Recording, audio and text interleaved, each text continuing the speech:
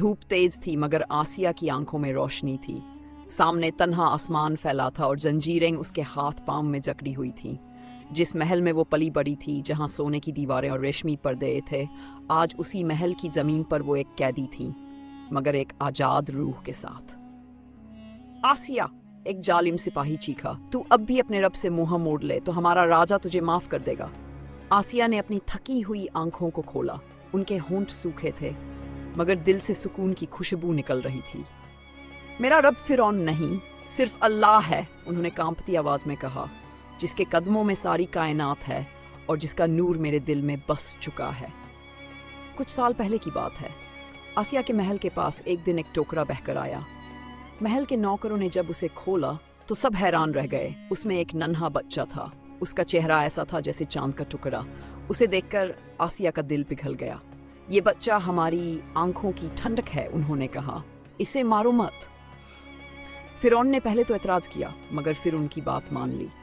यही बच्चा आगे चलकर हजरत मूसा अलैहिस्सलाम बने। आसिया ने उन्हें अपने बेटे की तरह पाला मगर उन्हें यह नहीं पता था कि एक दिन यही बच्चा उन्हें हक की राह दिखाएगा। मूसा अलैहिस्सलाम बड़े हुए। अल्लाह ने उन्हें नबूवत अता की और हुक्म दिया कि वो फिरौन को अल्लाह की तरफ बुलाएं।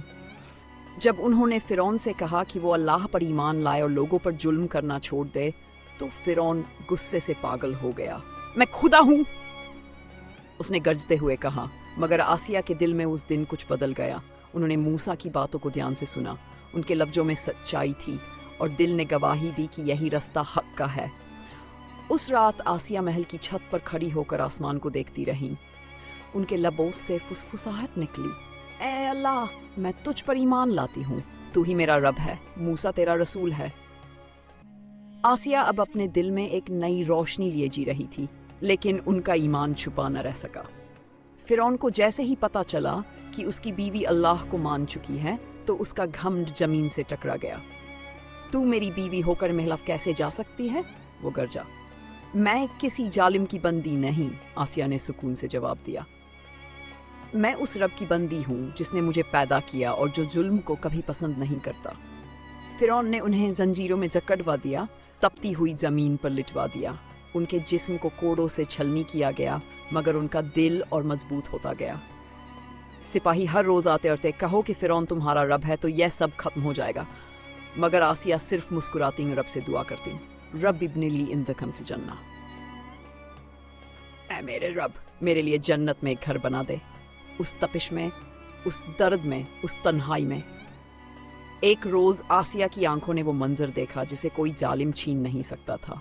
उनके सामने जन्नत का वो घर था जिसकी उन्होंने दुआ की थी। उसकी दीवारें नूर से बनी थीं, दरवाजे चमकते हुए मोतियों से, और उसके बाहर ही सुकून था। उनकी आंखों से आंसू बह निकले, मगर ये आंसू दर्द के नहीं, राहत के थे। मेरा रब मुझसे राजी है, उन्होंने आखिरी सांस लेते हुए कहा। उनकी रूह उस पल जिस्म से जुदा हुई और सीधा उस घर में चली गई जो उन्होंने मांगा था।